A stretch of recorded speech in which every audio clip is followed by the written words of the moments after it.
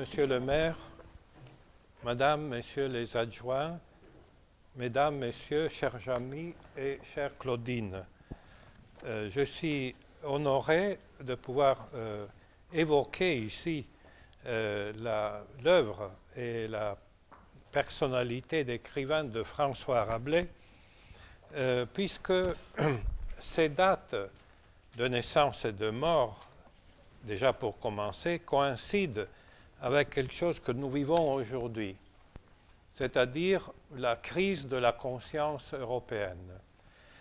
Il est né, d'après la plupart des commentateurs, en 1483 à Chinon, et c'était l'année même de la naissance de Martin Luther en Saxe, donc quelqu'un qui va devenir l'un des protagonistes de la crise de cette conscience européenne, et il meurt à Paris en 1553, l'année de la mort de Servet, brûlé à Genève. Donc la grande utopie, le grand espoir de la réforme commence le jour même de la naissance de Rabelais, d'une certaine manière se termine avec ce bûcher, cette douloureuse mort de Servet à Genève. On voit bien que la Renaissance a des clairs obscurs, en suivant simplement la biographie de Rabelais.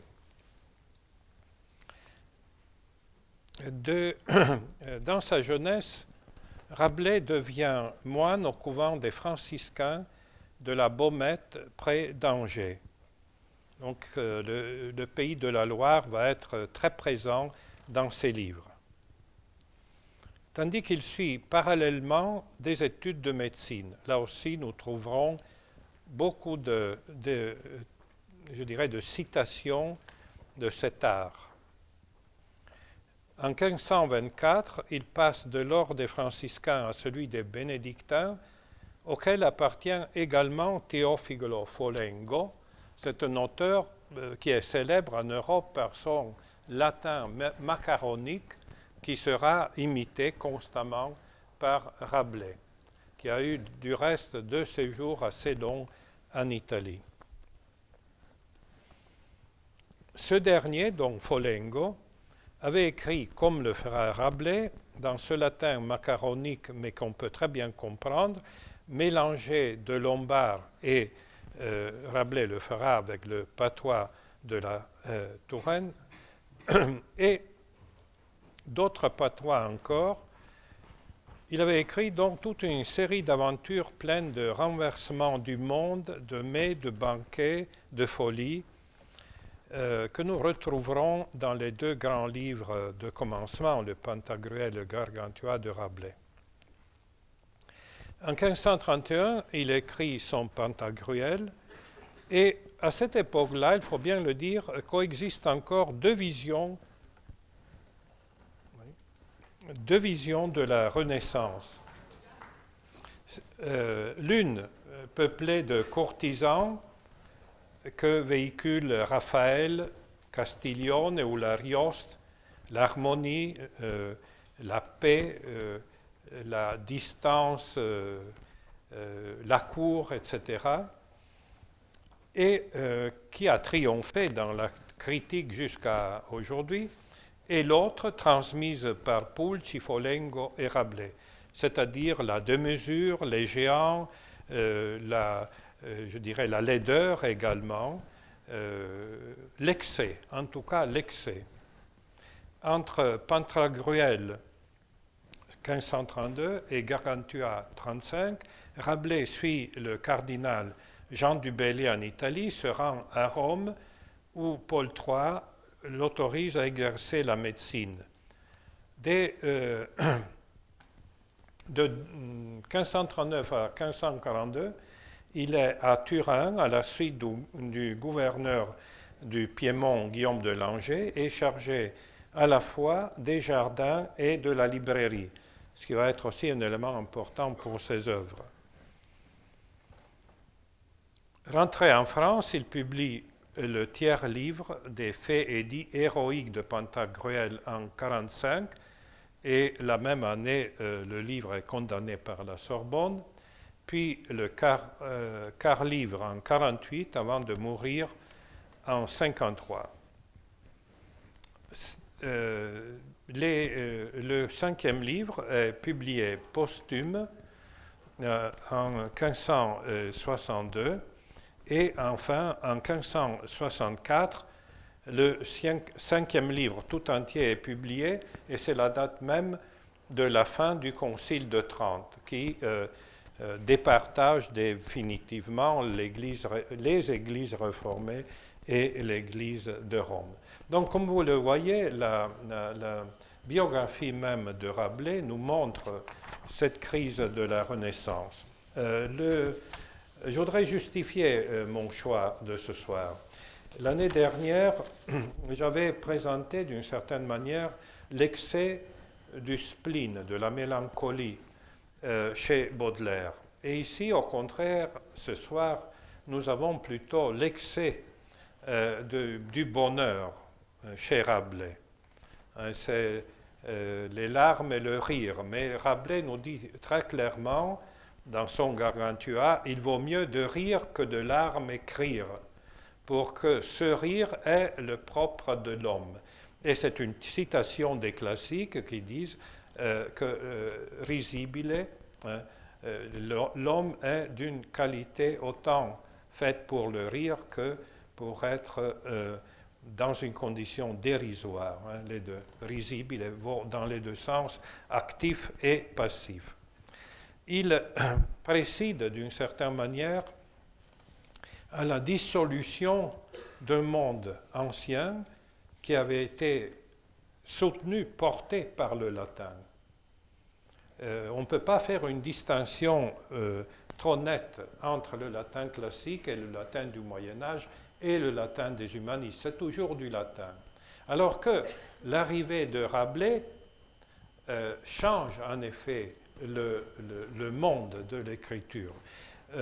Les langues, disons, romanes, qui avaient déjà fait leurs preuves, imaginons la Divine Comédie de Dante, sont là autorisées non seulement comme des ouvrages parallèles à la science latine, mais comme des ouvrages qui vont mettre en cause, en profondeur, vont créer la dissolution du latin. Mais aussi, nous le verrons tout à l'heure, la construction de mondes nouveaux liés à l'utopie du bonheur. Je dis tout de suite, certains passages de Rabelais ont certainement inspiré les utopies, notamment de Fourier. L'abondance, la fête, le repas du dimanche pris dans les phalanstères, tout ça, c'est comme une espèce de copie ou d'écho de la perspective de Rabelais. En même temps, il y a la conscience que l'homme est corps. Au moment même où la Renaissance met en scène le corps humain par le biais de l'anatomie de Vézal, on commence à distinguer tous les membres de l'homme, les nerfs, les muscles, etc. Il y a des passages magnifiques de Léonard à ce sujet, comment il faut faire l'anatomie. Eh bien, ce corps est aussi mis en scène par Rabelais comme l'essentiel de l'homme. Et chez Rabelais, l'écriture, d'une certaine manière, est l'opposé de la vie quotidienne qui est faite de pauvreté, alors que dans le texte, on mange, on boit, et on mange même en rêve. C'est-à-dire que même les rêves sont occupés par cette scène de corps. Il y a d'autre part, et Jean-Christophe en lira des passages, le catalogue de mots. Il n'y a pas seulement les mets qui foisonnent, mais aussi les mots. Mets et mots de table. Et ces mots deviennent quelquefois des longs catalogues. Michel Butor a calculé qu'il y a 13 pages de jeux, un catalogue de jeux dans le texte de Rabelais que nous lirons, mais aussi, à côté du catalogue qui ralentit le discours, il y a l'acte performatif. Quel sera le dernier mot de la dive bouteille?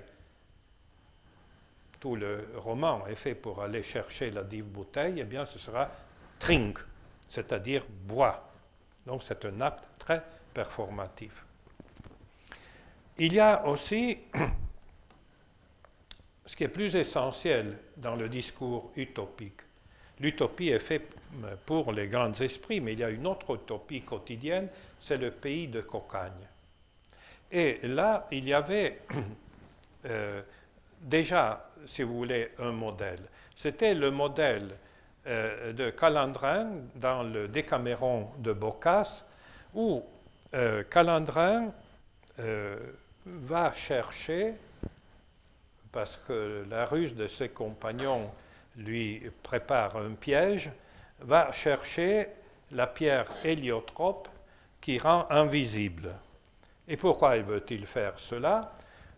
Parce qu'il pense comme ça aller dans les bancs de ceux qui font le change, ramasser les monnaies sans être vu et se payer enfin ce voyage dans le pays qui est décrit par ses compagnons, à savoir un voyage dans les pays basques, où il y a un lieu, et là c'est vraiment le pays de Cocagne, où les fleuves sont rouges du meilleur vin, donc les fleuves sont de vin, où les saucisses sont attachées aux raisins, etc., où tout est surabondance.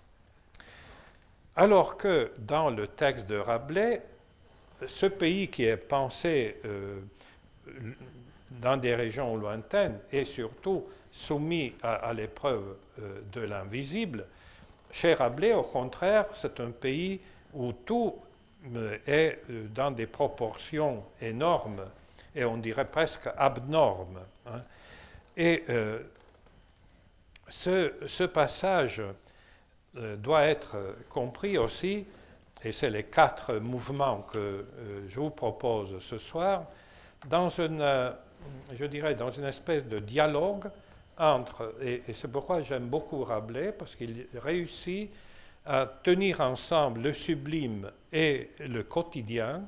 Donc d'un côté, il y a ces pays de Cocagne, cette utopie des pauvres gens, mais d'autre part, il y a la quête d'intériorité, il y a le besoin de liberté, et à côté de l'utopie, c'est-à-dire des mondes parfaits, il y a aussi le constat de la folie quotidienne, dans laquelle nous sommes tous plus ou moins des acteurs volontaires ou involontaires.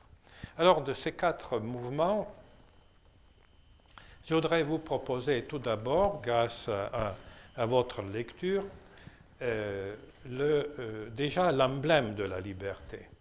Ces lieux qui étaient, comme les cloîtres, les abbayes, on pourrait dire, avec Foucault, surveiller et punir, deviennent au contraire, chez Rabelais, des lieux de liberté. L'abbaye n'a pas de mur, par exemple. Et elle a un exergue, une espèce d'emblème qui dit « fais ce que tu voudras ».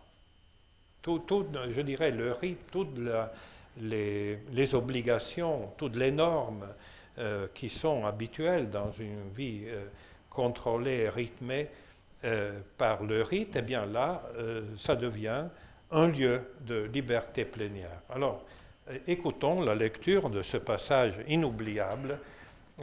C'est le chapitre 57 du Gargantua. Comment était réglé le mode de vie des Télémites? Toute leur vie était régie non par des lois, des statuts ou des règles, mais selon leur volonté et leur libre arbitre. Ils sortaient du lit quand bon leur semblait, buvaient, mangeaient, travaillaient, dormaient quand le désir leur en venait. Nul ne les éveillait, nul ne les obligeait à boire, ni à manger, ni à faire quoi que ce soit. Ainsi en avait décidé Gargantua. et toutes leurs règles tenaient en cette clause « fais ce que voudras ».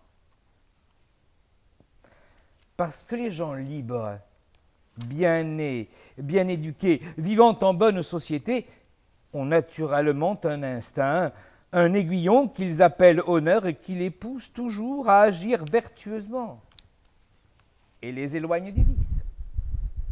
Quand une ville est contraignante de sujétion, les abaisse et les asservit, pour déposer et briser le joug de servitude, ils détournent ce noble sentiment qui les inclinait librement vers la vertu.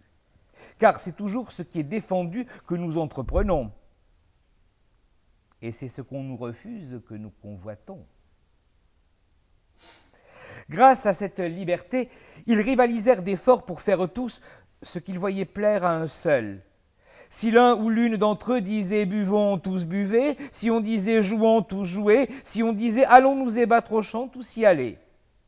Si c'était pour chasser au vol ou à court, les dames montaient sur de belles haquenées, avec leurs fiers palefrois, portaient chacune sur leurs poings joliment gantés, un épervier, un lanier, un émerillon. Les hommes portaient les autres oiseaux. Ils étaient si bien éduqués qu'il n'y avait aucun ou aucune d'entre eux qui ne sût lire, écrire, chanter, jouer d'instruments de musique, parler 5 ou 6 langues et s'en servir pour composer en vers, aussi bien qu'en prose. Jamais on ne vit des chevaliers si preux, si nobles, si habiles à pied comme à cheval, si vigoureux, si vifs et maniant si bien toutes les armes que ceux qui se trouvaient là. Jamais on ne vit des dames si élégantes, si mignonnes, moins ennuyeuses, plus habiles de leurs doigts à tirer l'aiguille et à s'adonner à toute activité convenant à une femme noble et libre que celle qui était là. Pour ces raisons, quand le temps était venu que l'un des Télémites voulut sortir de l'abbaye, soit à la demande de ses parents, soit pour d'autres motifs, il emmenait avec lui une des dames, celle qu'il avait choisie pour chevalier servant, et ils étaient mariés ensemble. Et s'ils avaient bien vécu à Thélème, en affectueuse amitié, ils cultivaient encore mieux cette vertu dans le mariage. Leur amour mutuel était aussi fort à la fin de leur jour qu'au premier temps de leurs noces. Merci beaucoup. Comme vous l'avez pu constater, le passage central de ce chapitre consiste à observer que ce noble sentiment les inclinait librement vers la vertu. Alors, c'est l'une des grandes formules de la théorie de la liberté au XVIe siècle, les incliner librement. Donc, il n'y a pas une obligation, il n'y a pas un déterminisme, il y a une espèce d'élection qu'il faut suivre, les incliner librement. On trouvera le même critère chez Montaigne, hein, dans le grand essai sur la servitude volontaire. Si je choisis moi-même d'obéir, ça devient ma liberté, parce que je l'ai choisi moi-même. Et alors, c'est ce caractère, cette continuité d'un humanisme vigilant et libre est, à mon sens, vraiment le grand chemin porteur de la Renaissance. Et ce critère, cette méthode, pour ainsi dire, remonte à Érasme. Rabelais, même en imaginant toute cette partie, si vous voulez, un peu l'écume de surface est cela, c'est-à-dire les grands banquets, mais la profondeur est celle qui vient d'Érasme. Et dans le prologue de l'auteur au Garantua, donc la grande ouverture des 5 livres, Rabelais utilise un adage de Érasme, les Silènes d'Alcibiade, c'est-à-dire des boîtes d'apothicaires, comme il dit, qui sont horrifiques, c'est le terme de Rabelais, à l'extérieur, mais à l'intérieur, ils ont les meilleures essences baume, quelque chose qui guérit l'homme. Donc, dans l'intériorité de chacun de nous, il y a la vérité, il y a le salut, il y a la durée. Hein. Et nous écouterons ce passage, mais je vous lis simplement le passage fondamental. Si vous entrez en vous-même, vous auriez trouvé au-dedans un céleste et inappréciable ingrédient, une intelligence plus qu'humaine, une force d'âme prodigieuse, un invincible courage, une sobriété sans égale. Rabelais donc tire d'Erasme cette leçon fondamentale, qui est la grande leçon de tout humanisme, à partir déjà d'Augustin et puis de Pétrarque, c'est-à-dire retrouve-toi en ton intérieur, retire-toi dans les profondeurs de ton âme. Et ici, nous avons, comme chez Erasme, le même principe. Donc une très longue continuité, mais écoutons ce magnifique prologue du Garantois. Buveur très illustre, et vous, vérolés très précieux, c'est à vous, à personne d'autre, que sont dédiés mes écrits. Dans le dialogue de Platon intitulé « Le banquet », Alcibiade, faisant l'éloge de son précepteur Socrate, son conteste prince des philosophes, le déclare entre autres propos semblables aux Silènes. Les Silènes étaient jadis de petites boîtes, comme on en voit à présent dans les boutiques des apothicaires.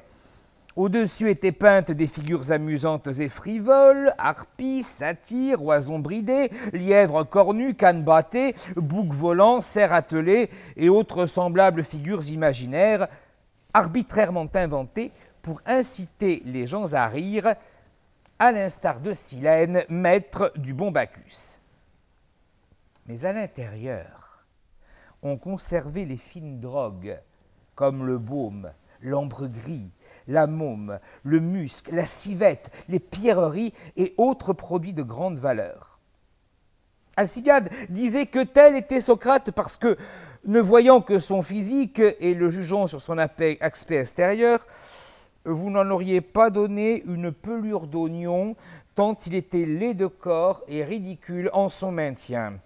Le nez pointu, le regard d'un taureau, le visage d'un fol, ingénu dans ses mœurs, rustique en son vêtement, infortuné au regard de l'argent, malheureux en amour, inapte à tous les offices de la vie publique, toujours riant, toujours prêt à trinquer avec chacun, toujours se moquant, toujours dissimulant son divin savoir.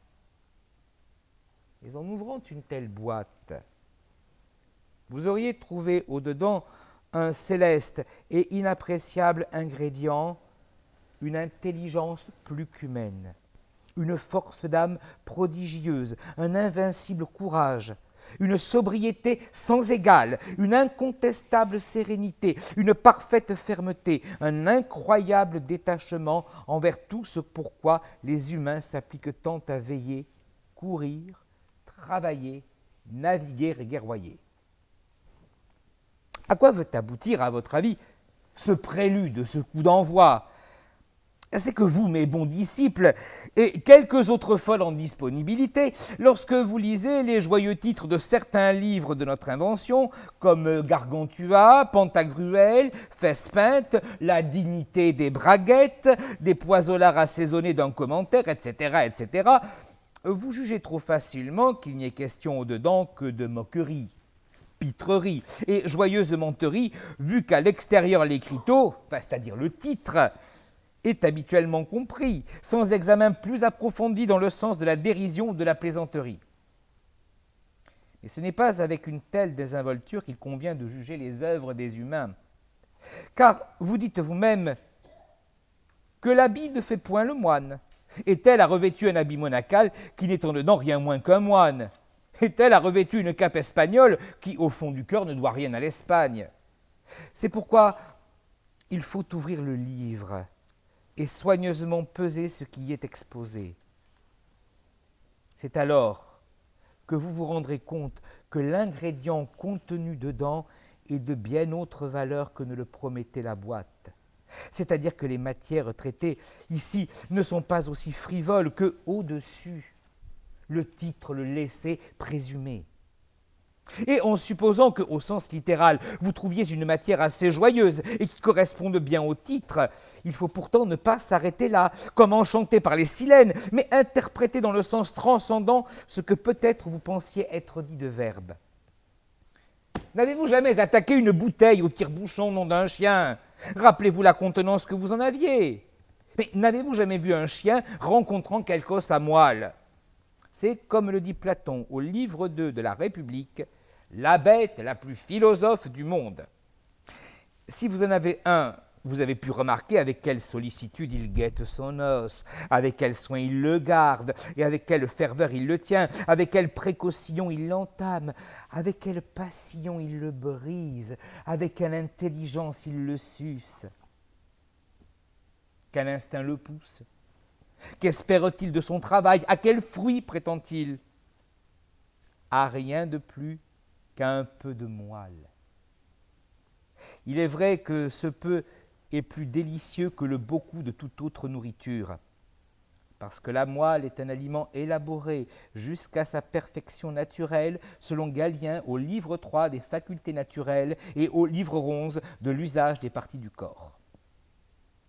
À l'exemple de ce chien, il vous convient d'avoir, légers à la poursuite et hardis à l'attaque, le discernement de humer, sentir et apprécier ces beaux livres de haute Grèce.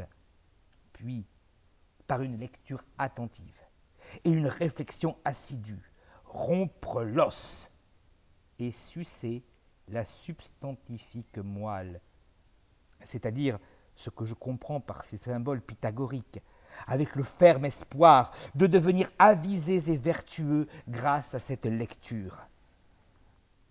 Vous y trouverez un goût plus subtil et une philosophie cachée qui vous révélera de très hauts arcanes et d'horrifiques mystères en ce qui concerne tant notre religion que aussi la situation politique et la gestion des affaires. Croyez-vous en votre bonne foi qu'Homère, écrivant l'Iliade et l'Odyssée, ait pu penser aux allégories par lesquelles Plutarque, Héraclite Dupont, Eustate, Furtunius l'ont utilisé pour leur rafistolage, et à ce que Policien a pillé de chez ceux-ci? Si vous le croyez, vous n'approchez ni des pieds ni des mains de mon opinion selon le décret de laquelle Homère n'a pas songé davantage à ses allégories qu'Ovide dans ses métamorphoses n'a songé au mystère de l'Évangile. Théorie que certains frères Lubin, un vrai pique-assiette, s'est efforcé de démontrer pour le cas où il rencontrerait par hasard des gens aussi fous que lui, et comme dit le proverbe, couvercle digne du chaudron. Si vous ne le croyez pas, comment expliquer que vous n'adopterez pas la même attitude vis-à-vis de ces joyeuses et nouvelles chroniques, en dépit du fait que, quand je les dictais, je n'y pensais pas plus que vous, qui par hasard étiez peut-être comme moi en train de boire? Car pour composer ce livre seigneurial, je n'ai jamais perdu ni passé d'autre temps que celui qui était fixé pour me refaire, c'est-à-dire pour boire et manger. Aussi est-ce le moment convenable pour traiter de ces hautes matières et de ces hautes disciplines. Comme savait bien le faire Homère, le modèle de tous les philologues, et Ennius, père des poètes latins, au témoignage d'Horace, bien qu'un maroufle ait dit que ses vers sentaient plus le vin que ne sentait l'huile. Un paltoquet en dira autant de mes livres, mais merde pour lui. Le bouquet du vin est ô combien plus friand, riant, priant, plus céleste et délicieux que celui de l'huile. Et si l'on dit de moi que j'ai dépensé plus en vin qu'en huile, j'en tirerai gloire au même titre que Démosthène quand on disait de lui qu'il dépensait plus pour l'huile que pour le vin. Ce n'est pour moi qu'honneur et gloire que d'avoir une solide réputation de bon vivant et de joyeux compagnon. À ce titre, je suis le bienvenu dans toutes les bonnes sociétés de pantagruélistes. Un esprit chagrin fit à Démosthène ce reproche, que ses discours avaient la même odeur que le tablier d'un marchand d'huile repoussant de saleté. Aussi, interprétez tous mes gestes et mes paroles dans le sens de la plus haute perfection. Révérez le cerveau de fromage blanc qui vous offre en pâture ces belles billevesées. Et autant que vous le pourrez, prenez-moi toujours du bon côté. À présent, Réjouissez-vous, mes amours, et lisez gaiement la suite pour le plaisir du corps et la santé des reins. Mais écoutez, verge d'âne, et puisse le chancre vous faucher les jambes. Souvenez-vous de boire à ma santé pour la pareille, et je vous en ferai raison subito presto. Merci, vraiment. C'est très fidèle à l'esprit rabelaisien, un grand merci. Et je crois que là, nous avons trouvé, sous ces vers de haute Grèce, comme Rabelais le dit, la substantifique moelle, c'est-à-dire le fin fond de la leçon érasmienne qu'il veut nous proposer. Et je passerai maintenant à la deuxième partie, plus rapidement, qui concerne un voyage d'utopie vers les îles sonnantes, vers l'île où il y a le secret de la dive bouteille. Mais avant d'aborder ce voyage, il faut constater que Rabelais est l'un des tout premiers qui est capable de mettre en crise et même de critiquer la primauté absolue que Paris a désormais depuis quelques siècles. C'est un texte qui part en effet de la Loire, de la France, comment dirais-je, profonde, et qui met en cause non seulement la Sorbonne, mais le nom même de Paris. Prenons au chapitre 17 de Gargantua, comment Gargantua paya sa bienvenue aux Parisiens et comment il prit les grosses cloches de l'église Notre-Dame. Alors voilà le commencement du chapitre et la définition des Parisiens. Quelques jours après qu'ils eurent repris leur force, il visita la ville et fut regardé par tout le monde avec une grande admiration, car le peuple de Paris est tellement sot, tellement badaud et stupide de nature qu'un battleur, un porteur de reliquailles, un mulet avec ses clochettes, un vieillard au milieu d'un carrefour rassembleront plus de gens que ne le ferait un bon prédicateur évangélique. Et avec cela, donc, il monte sur le clocher Notre-Dame, arrache les grosses cloches et il met la plus grande peur aux Parisiens, dont quelques-uns d'entre eux échappèrent à ce pisse-fort en prenant leurs jambes à leur cou, et quand ils furent au plus haut du quartier de l'université, suant, toussant, crachant et hors d'haleine, ils commencèrent à blasphémer et à jurer, les uns de colère, les autres par rire. Carimari, Caramara, par Sainte-Mamie, voilà, nous voilà arrosés par rire. Depuis, la ville en fut appelée Paris. L'on l'appelait auparavant Leucès, c'est-à-dire Lutèce, comme l'indique Strabon au livre 4, c'est-à-dire Blanchette, en grec, à cause de la blancheur des cuisses des dames du lieu. Voilà comment Paris est réduit dans ce commencement du texte de Rabelais. Et alors, dès qu'il a, pour ainsi dire, évacué de la scène le lieu central, tout autre lieu peut devenir central. L'utopie n'a plus de limite, n'a plus de, je dirais, de lieu fort, de citadelle qui oblige à, comment dirais-je, reconnaître le pouvoir établi. Du reste, au XVIe siècle, les notions d'utopie et de carnaval étaient plus proches que nous ne le concevons aujourd'hui. Nous pensons désormais l'utopie comme une idée tendue vers l'île réelle à cause de notre notion mesurée, presque contingentée du réel. Mais tel n'était pas le cas au XVIe siècle. Lucien Febvre, dans l'un de ses livres les plus beaux, Le problème de l'incroyance, au XVIe siècle, la religion de Rabelais, évoque, et je le cite, les habitudes d'une société de paysans qui acceptent de ne savoir jamais l'heure exacte, sinon quand la cloche sonne, et qui pour le reste s'en rapportent aux plantes, aux bêtes, au vol de tel oiseau ou au chant de tel autre. Ainsi partout, fantaisie, imprécision, inexactitude, le fait d'hommes qui ne savent même pas leur âge exactement. Encore aujourd'hui, la bibliographie concernant la date de naissance de Rabelais hésite entre deux dates éloignées de 10 ans, c'est-à-dire 1543 ou 54. Si le réel est à la Renaissance difficile à être défini, l'utopie n'est pas si loin du quotidien, et le carnaval également. Nous avons l'habitude de penser le carnaval comme un moment de fête très libre, mais aussi très réglementé, qui dure X jours, pas plus. Mais là encore, il faut reviser notre jugement lorsqu'on pense au XVIe siècle. Bakhtin, donc un savant russe, dans l'œuvre de François Rabelais et la culture populaire au Moyen-Âge et sous la Renaissance, nous dit que le rôle des cris de Paris était immense. Les cris de Paris, c'est une espèce, on dirait aujourd'hui un journal qui circule, c'était des tracts, des affiches, était immense dans la vie de la place publique et de la rue. Celle-ci bourdonnait littéralement des appels les plus variés.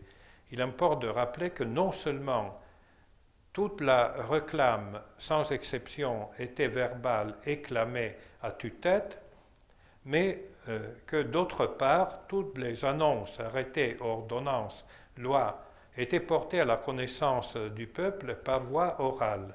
Dans la vie culturelle et quotidienne, le rôle du son et de la parole sonore, comme chez Rabelais du reste, était bien plus considérable qu'aujourd'hui. De ce point de vue, dans le bruit grandissant de nos rues, notre époque est presque un retour à l'époque rabelaisienne. Si nous avons été les héritiers de la période victorienne, faite de silence, de mi-voix, etc., pendant une période courte, nous revenons désormais à un environnement sonore plus proche de celui que Rabelais décrit. En ce sens, lire Rabelais, c'est quelque part lire le chaos d'aujourd'hui. Eh bien, nous pensons également que le carnaval concerne le bonheur privé, tandis que l'utopie vise à la jouissance publique. Mais Bakhtin soutient au contraire que chez Rabelais, les deux sont indissociables. Et je vous lis le passage. Ces deux images, c'est-à-dire la fête populaire au Moyen-Âge et l'utopie politique ou même théologique,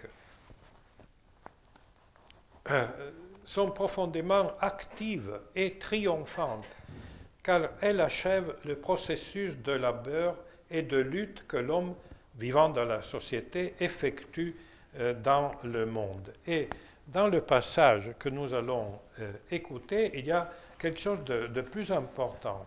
C'est-à-dire que l'utopie politique chez Rabelais n'est pas seulement un jeu, c'est aussi une vision de la société. Rabelais nous dit « Vous remarquerez donc ici, buveurs, que la manière de préserver et conserver des pays nouvellement conquis. Pays nouvellement conquis, c'est le titre même d'un chapitre du Prince de Machiavel.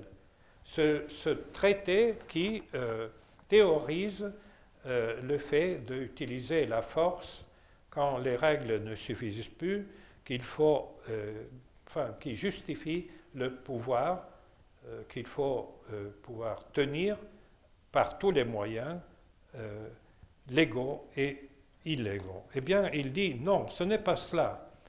Que la manière de préserver et conserver des pays nouvellement conquis n'est pas, comme certains esprits tyranniques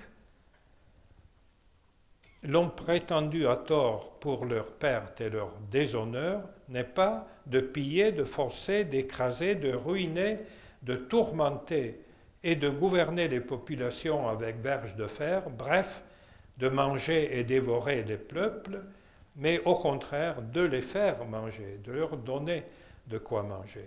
Et Rabelais cite ici Homère, dans son Iliade, qui nomme les bons princes et les grands rois des harmonisateurs de peuples. C'est une théorie politique d'une grande valeur aujourd'hui. C'est-à-dire le lieu politique comme un lieu qui harmonise le peuple et ne l'écrase pas. Alors, écoutons ce passage merveilleux sur l'utopie. comment Pantagruel transporta en Dipsodie une colonie d'Utopiens. Chapitre 1. Pantagruel, après avoir entièrement conquis la Dipsodie, y transporta une colonie d'Utopiens au nombre de 9 876 543 210 hommes, sans compter les femmes et les petits-enfants, des artisans de tout métier et des professeurs de toutes sciences libérales, afin de régénérer le dit pays, de le peupler et de l'embellir, car auparavant sa population était déficiente et il était en grande partie désert. Et s'il les transporta, ce n'est pas tellement à cause de la multitude excessive d'hommes et de femmes qui, en utopie, s'étaient multipliés comme des criquets. Vous comprenez bien, je n'ai pas besoin de vous expliquer davantage que les utopiens avaient les génitoires si fécondes et que les utopiennes étaient pourvues de matrices si amples, si gloutonnes, si solides et d'une architecture si bien structurée qu'au bout de chaque 9e mois, au moins 7 enfants, aussi bien mâles que femelles, naissaient de chaque mariage.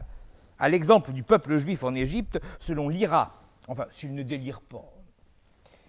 Ce n'est pas seulement non plus à cause de la fertilité du sol, à cause de la salubrité du climat et des agréments du pays de Dipsodie, mais pour maintenir le pays dans le devoir et l'obéissance, pour le renouveler par cet apport de ses anciens et loyaux sujets, lesquels de mémoire d'homme n'avaient connu, reconnu, avoué ni servi que lui, et qui, depuis leur naissance et leur venue au monde, avaient en même temps que le lait de leur mère sucé la douceur et la bonté de son règne, dont ils étaient chaque jour pénétrés et nourris.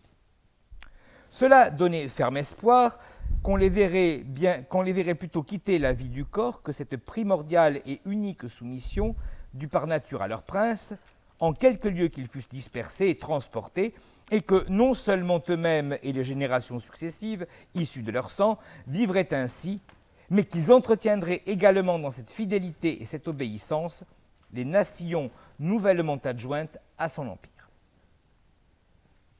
Dans la réalité, les choses se passèrent ainsi. Il ne fut aucunement déçu dans son calcul. Car si les utopiens, avant leur transfert, avaient été loyaux et reconnaissants, les dipsodes, après quelques jours de vie commune avec eux, l'étaient encore davantage. Cela vient de je ne sais quel enthousiasme naturel à tous les êtres humains au commencement d'une entreprise à laquelle ils trouvent de l'intérêt. Ils se plaignaient seulement, prenant à témoin tous les cieux et toutes les intelligences célestes, de ce que la renommée du bon Pantagruel n'était pas parvenue plus tôt à leur connaissance. Vous remarquerez donc ici, buveurs, que la manière de préserver et de conserver des pays nouvellement conquis n'est pas, comme certains esprits tyranniques l'ont prétendu à tort pour leur perte et leur déshonneur, de piller, de forcer, d'écraser, de ruiner, de tourmenter et de gouverner les populations avec des verges de fer, bref, de manger et de dévorer les peuples, comme ce roi inique auquel Homère donne le nom de Démovore, c'est-à-dire mangeur de peuples. Comme vous le voyez, là, nous entrons dans un parcours très sérieux. D'abord, utopie est le terme même du grand traité de Thomas More sur l'utopie, c'est-à-dire un lieu qui n'a pas de lieu. Et le pendant de ce parcours, qui montre comment il faut gouverner le peuple, est l'éloge de la folie d'Érasme, qui fut écrit précisément pour le donner à Thomas More au moment où Érasme se rendait en Angleterre.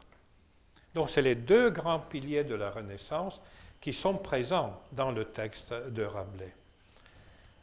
Pourquoi Rabelais se réfère à Érasme? Pour des raisons qui sont en même temps de construction du texte et du sens profond du livre. Construction du texte. Le texte de Rabelais est paradoxal. Comme paradoxal est l'éloge de la folie. La folie se présente sur une tribune et tisse son propre éloge, en disant la vie humaine n'est autre chose qu'une comédie dans laquelle, je le cite par cœur, c'est un passage magnifique, qu'une comédie que chacun de nous joue en acteur ou derrière la scène, ou comme remplaçant, donec coragus nos educat et procenio, jusqu'au moment où le metteur en scène nous retire de la scène, c'est-à-dire jusqu'au moment de la mort. Tout est comédie. Nous sommes masqués, jamais nous connaîtrons l'intime vérité de nous-mêmes, qui nous est donnée par grâce, etc. Et d'autre part, dans ce renversement paradoxal, ceux qui prétendent avoir la vérité ou la force, eh bien, ne sont que les témoins les plus fous de notre temps. Les gens qui font la guerre quand l'homme est né nu et n'a aucun instrument pour porter offense ou blessure aux autres. Les rois qui amassent l'argent au lieu de le distribuer, etc. etc. Cette parabole immense d'Erasme est en effet aussi le soubassement du texte de Rabelais. Où est-ce qu'il y a la plus grande folie? Bien évidemment, là où il y a le plus grand pouvoir, en commençant par Rome, qui, par les décrétales, c'est-à-dire les arrêtés de la papauté, prétend juger les consciences. Vous attribuez telle ou telle peine, etc. Ou alors chez les rois et surtout, pour Rabelais, chez les professeurs de la Sorbonne qui prétendent avoir la vérité, etc. Alors la folie devient en même temps le signe spécifique de tout pouvoir et aussi le remède à cela, hein, le remède dans le mal, comme le dit Jean Starobinski. Et nous avons un chapitre, plusieurs chapitres, n'est-ce pas, qui s'occupent de cela. Je vous lis toujours dans le tiers livre, le fait qu'ils vont prendre conseil chez un fou parisien. Cette sentence du fou parisien a semblé si équitable et même admirable au docteur Sully qu'il se demande si, au cas où la cause eût été tranchée au Parlement du dit lieu, c'est-à-dire le Parlement de Paris, ou à la Rote de Rome, voire tranchée par les Aréopagites, la sentence eût été prononcée par eux en meilleure conformité avec le droit. Voyez donc si vous voulez prendre conseil d'un fou. C'est le même principe qui gouvernera la brève période où Sancho Panza sera gouverneur de l'île que Don Quichotte lui a donnée, et finalement, il se porte mieux, un bon fou et bon viveur qu'il était, un rabelaisien posthume pour ainsi dire, que si l'île avait été gouvernée, comme on le dit ici, par le Parlement ou par le pape ou par les Aréopagites, c'est-à-dire les philosophes. Alors, voilà, Rabelais renversait comme Erasme la scène et suggérait de prendre le conseil de fous. Seulement, quel est le problème? C'est qu'il y a des centaines de types de fous. Et c'est la liste que nous écouterons tout à l'heure. Simplement, il faut ajouter que cette idée de la folie, comme Michel Foucault l'a très bien montré, Histoire de la folie à l'âge classique, est quelque chose qui traverse la Renaissance. Derrière l'harmonie parfaite, vous pensez, je ne sais pas, au grand personnage de Raphaël, derrière il y a cette espèce d'inquiétude constante.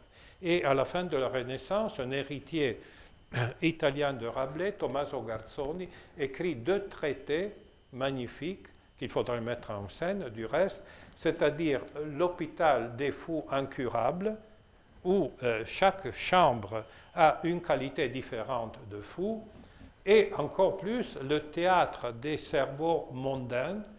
Là aussi, dans ce théâtre, il y a plusieurs scènes, plusieurs tables, plusieurs chaises, où il y a des cerveaux, comment dirais-je, on dirait des personnages de théâtre qui se mettent en scène leur singularité. Hein, tout ça. C'est un peu, je dirais, le triomphe de la folie, qui n'est plus seulement un moment spécifique dans la comédie, mais qui agit comme une espèce de grande comédie du monde. Shakespeare est désormais proche. On ne peut pas imaginer Shakespeare sans tout ce travail autour de la folie. Pensez aux grands personnages shakespeariens, notamment Macbeth. Peut-on imaginer un personnage comme Macbeth sans tout ce travail autour de la folie qui remonte à Erasme, qui passe et est mis en scène par Rabelais, par Garzoni, et qui triomphera en Shakespeare. Je dirais que vraiment, Rabelais est la plaque tournante de toute la modernité. Mais écoutons ce catalogue extraordinaire de fous.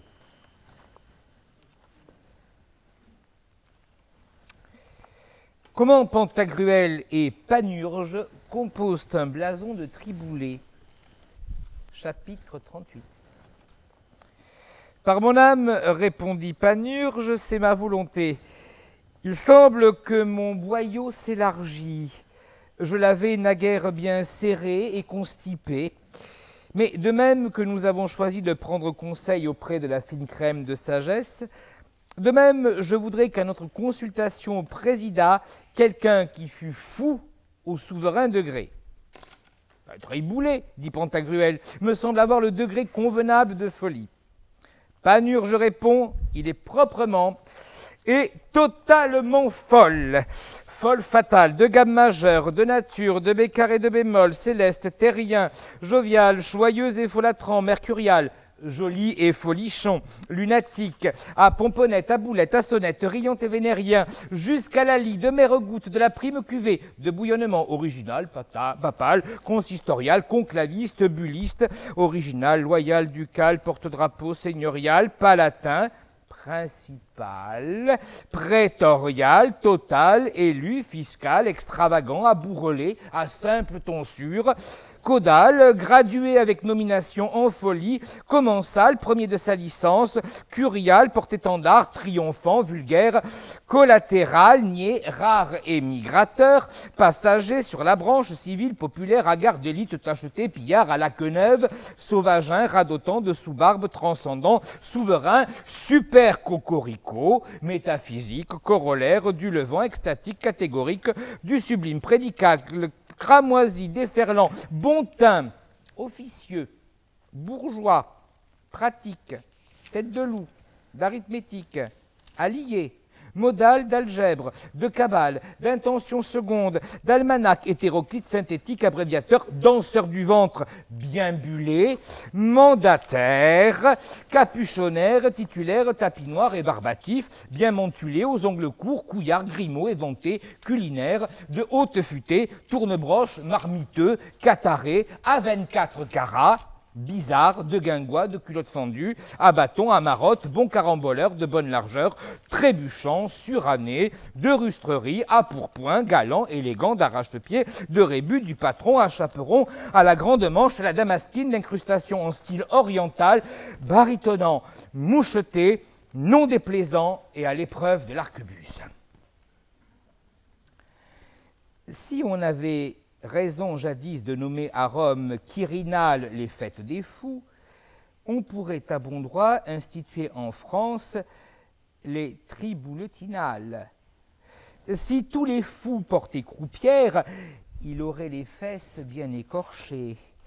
S'il était le dieu Fatuel dont nous avons parlé, mari de la déesse Fatuve, son père serait Révérence et sa grand-mère serait Révérend de mère.